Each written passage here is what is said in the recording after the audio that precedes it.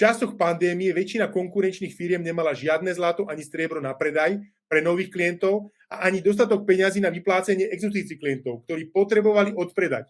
Mnoho firiem niekoľko mesiacov nepredávalo a nevykupovalo vôbec a niektoré z nich sa dostali do obrovského finančného tlaku a podľa informácií z účtovných uzávierok vo verejne dostupných registroch skončili vo vysokej strate a museli svoje firmy predať. Inflácia, o ktorej už dlhodobo hovoríme, ničí úspory ľudí na celom svete a už prekročila hranicu 6%. A vôbec nie je výhľad, že by skoro skončila. Hrozí pád akciových trhov, ktorý je tlačením lacných peňazí centrálnymi bankami hnaný do historických maxím. Centrálne banky začínajú kvôli inflácii zdvíhať úrokové sadzby. Napríklad Česká národná banka zdvihla skokovú základnú úrokovú mieru na 2,75% a následne banky zdražili úvery podnikom aj ľuďom.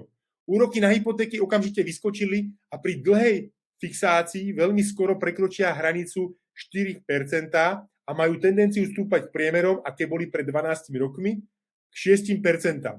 Tento krok ukončil hypotekárnu párty a bezbrehé zadlžovanie ľudí, ktorí si častokrát brali hypotéku na 30 rokov, tzv. Na doraz, že im to len tak vychádzalo z výplaty.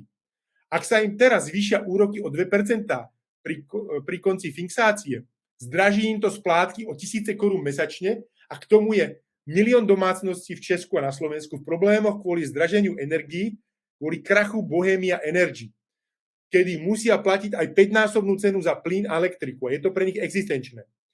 Čakajú nás veľmi ťažké časy a to nespomínam novú vlnu pandémie, lockdowny a obmedzenia mnohých sektorov ekonomiky. Pretože nikto z nás nevie, čo bude, práve preto kupujeme drahé kovy ako ochranu v ťažkých časoch. Pretože drahé kovy historicky nikdy nesklamali. Len za posledných 20 rokov, čo je vlastne história eura, zlato poráslo v eure o 408%, to je 5-násobok, striebro o 231%, čo je skoro 3,5-násobok. Zdrojom týchto informácií je renomovaný web goldprice.org. Kto pravidelne dával 20 rokov mesačne do drahých kovov, mal priemerný ročný výnos na zlate 10%, na striebre 9%, na platine 5,5% a v paládiu 16,5%. To znamená, že hravo porazil infláciu a je vysoko v pluse.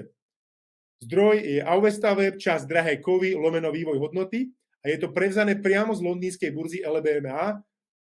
Moja dnešná nákupná cena zlata je 56,33 eur a pri zámene, tzv. Switchi z iného kovu, mám znížený spread ako klient Avesty a nakupujem zlato za 51,60 eur. Za túto skvelú nákupnú cenu si môžem aj vyskladniť certifikované 1 gramovky zlata v plastovej kartičke bez doplatku za vyformovanie malých odliadkov. Zaplatím iba za dodávku kuriérnou službou. Kto si kupuje napríklad na internete každý mesiac 1 gramovku zlata za dnešnú priemernú cenu 74 eur, má to oproti mne o 24%, respektívne o 31% drahšie. Tieto výhody majú klienti Avesty vďaka tomu, že nakupujú exkluzívne vo zvýhodnených cenách vo veľkoobchodných good delivery odliadkoch a majú na nich podielové vlastníctvo a okamžitú likviditu od prvého dňa.